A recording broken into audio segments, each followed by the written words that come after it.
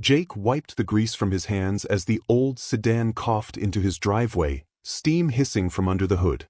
The woman who stepped out looked exhausted, her eyes heavy, her clothes wrinkled, her wallet empty. Jake had barely made rent that month, but something about her hesitation tugged at him. She whispered, "I have no money." He glanced at his rusted tools, then at her worn-out shoes. "I didn't ask for any," he replied. What he did not know was that this moment, the simple act of kindness, was about to set off a chain reaction that would change everything. Jake Carson had seen better days. His small-town repair shop, once buzzing with engines and laughter, now echoed with silence and the occasional rattle of tools. The walls were lined with unpaid bills, and the help-wanted sign had faded under months of sun. Still, Jake opened his doors every morning with stubborn hope. That afternoon, as the sun dipped behind the pines, a battered sedan sputtered onto his gravel lot. Smoke poured from the hood. Jake wiped his hands and stepped outside. The driver's door opened slowly. A woman stepped out, young, maybe late 20s, in a faded jacket and jeans that had seen better years. She looked around nervously, clutching her phone like a lifeline. Jake gave a nod. "Overheating?" She hesitated. "I think so. I'm sorry. I didn't know where else to go." Jake lifted the hood and let out a low whistle. "Radiators shot. You were lucky it made it this far." She bit her lip. "Can you fix it?" He looked up. Her eyes said everything before her words did. I don't have the money right now. I was hoping maybe you could let me pay later." Jake stared for a second. He had mouths to feed, overdue invoices, and a bank that was losing patience. But he also had a conscience that refused to rust over. He exhaled. "Leave it here. I'll take care of it." She blinked. "Wait, really?" He gave a lopsided smile. "I've been where you are." Tears welled in her eyes, but she quickly wiped them. "Thank you. I promise I'll pay you back." Jake didn't expect to see her again. People made promises like that all the time, but he fixed the car anyway, staying late into the night. He even threw in a used battery he had lying around. By morning, the car was ready. She returned, still stunned by his generosity. "Why did you help me?" she asked softly. Jake shrugged. "You looked like you needed someone to believe in you. That's enough." She smiled, said her name was Emily, and drove away. Jake stood on the porch watching her tail lights fade. He figured that was the end of it. He was wrong. By sunset, his lot would be surrounded by vehicles that did not belong in a town like his. Jake was elbow-deep in an oil change when he heard the first engine. Smooth, quiet, unmistakably expensive.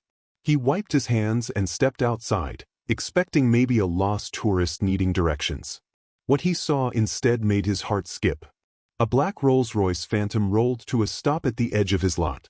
Behind it, a silver Bentley, then two Mercedes G-Wagons, a Tesla Model X, and more high-end vehicles, one after another, lined the gravel like some bizarre automotive parade. Jake blinked. Luxury cars in his town were rarer than snow in July. His heart pounded as well-dressed drivers stepped out, looking around as if inspecting the place. One man in a crisp suit and sunglasses approached him. "Jake Carson?" the man asked. Jake nodded, cautious. "Yeah, who's asking?" The man handed him a sleek embossed envelope. "You're invited." Jake opened it. Inside was a single white card printed in elegant script. "You changed someone's life. Now it's your turn."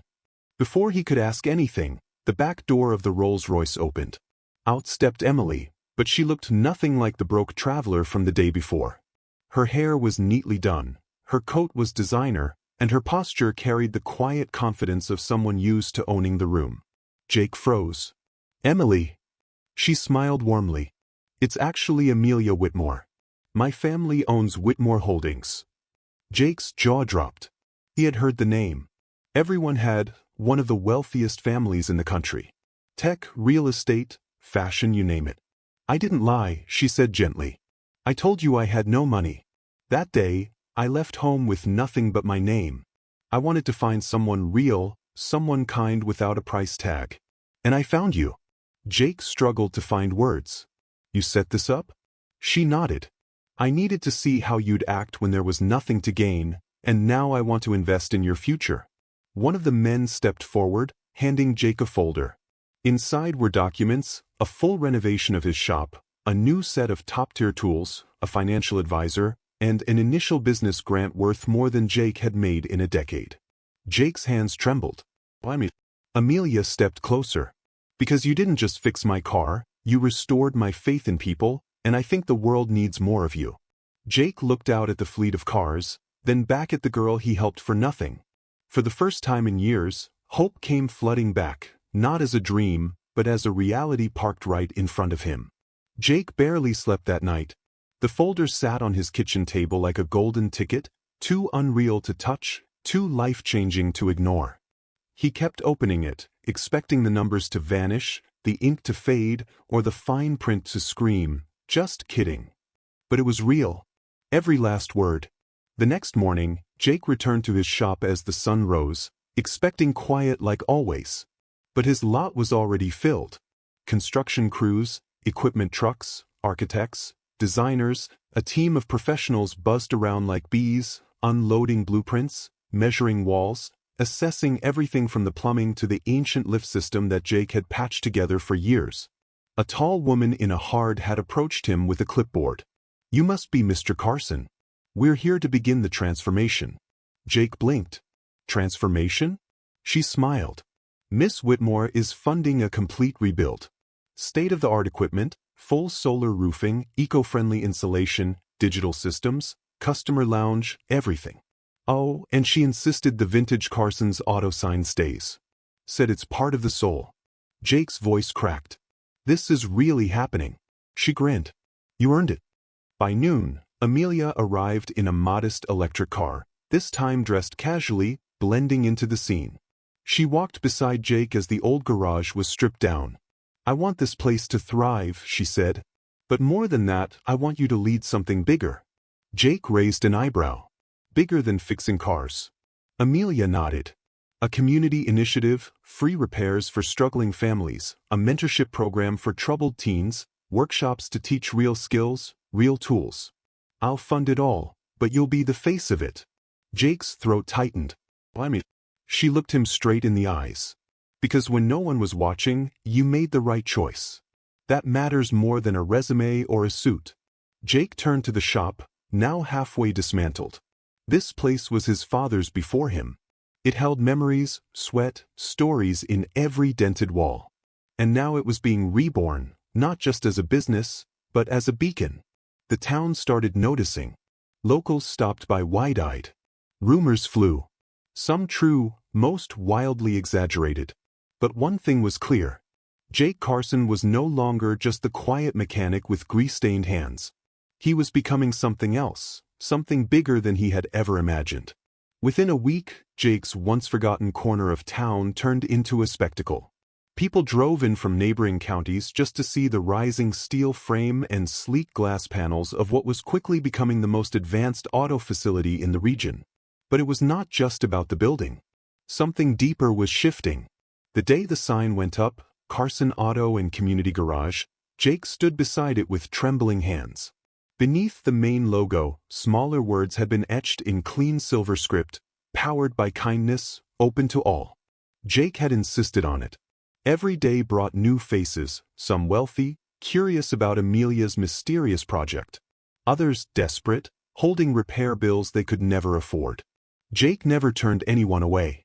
He offered free diagnostics, gave honest advice, and always made time for those who just needed to talk. One afternoon, a teenage boy named Mateo showed up. Shoelaces untied, shoulders slumped. His mother's car had broken down a few blocks away. She was working 2 jobs and the transmission was failing. Jake sent a tow truck free of charge. The next morning, Mateo returned alone and asked, "Can I learn what you do?" Jake handed him a pair of gloves. "Let's start with how to change oil." Word spread fast. More teens followed. Jake built a workbench just for them.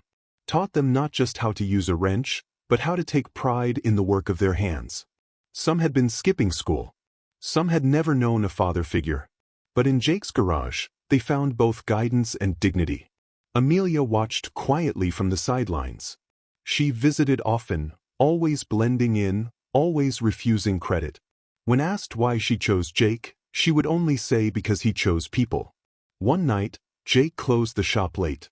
He stood by the new sign, now softly glowing under LED lights.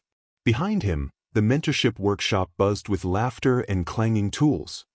He looked up at the stars, then down at his own calloused hands. So much had changed, but the core of who he was, that never had. What began as a small act of kindness had become a movement, but something even bigger was still coming. Jake could feel it. He just did not know how close it already was. 2 months later, Jake stood on stage at a charity gala he never imagined attending, let alone headlining. He wore a simple black suit, slightly uncomfortable in it, but standing tall. Spotlights beamed down. Cameras flashed. Hundreds of people, executives, celebrities, local heroes, filled the grand ballroom, all waiting to hear the story of the mechanic who gave away a free repair and ended up changing a town. Jake cleared his throat. "I'm not a speaker," he began, voice steady. "I fix engines. I used to think that was all I was good for until someone came to me, broke down in more ways than one, and I just did what felt right." He paused, searching the crowd until he saw her, Amelia, standing off to the side, hands clasped, eyes locked on his. "She didn't tell me who she was. Didn't offer promises or handshakes or deals.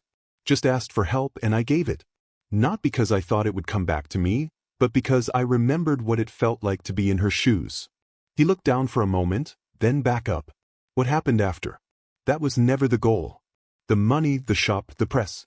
The real reward was what I saw in that boy, Mateo, and the others who showed up not just to learn mechanics, but to believe in themselves again. Thunderous applause rose as he stepped back. Amelia joined him on stage, holding a sleek envelope. She turned to him with a quiet smile. "You deserve the world, Jake, and now you're going to help build one." She handed him the envelope. Inside was the deed to a sprawling facility outside town. 10 acres, a learning center, a shelter, a training ground for those the world had forgotten. It was already in motion, and Jake would be at the helm. That night, Jake did not sleep. He sat beneath the stars, holding the deed, listening to the night sounds of the town he once thought would swallow him whole. Everything had changed. Not because of luck, because of one decision, to help without expecting anything in return. His shop had become a symbol. His hands had become hope. And his heart, steady, humble, and unshakable, had become the beating center of something much greater than himself. Kindness had not only come full circle, it had built a legacy.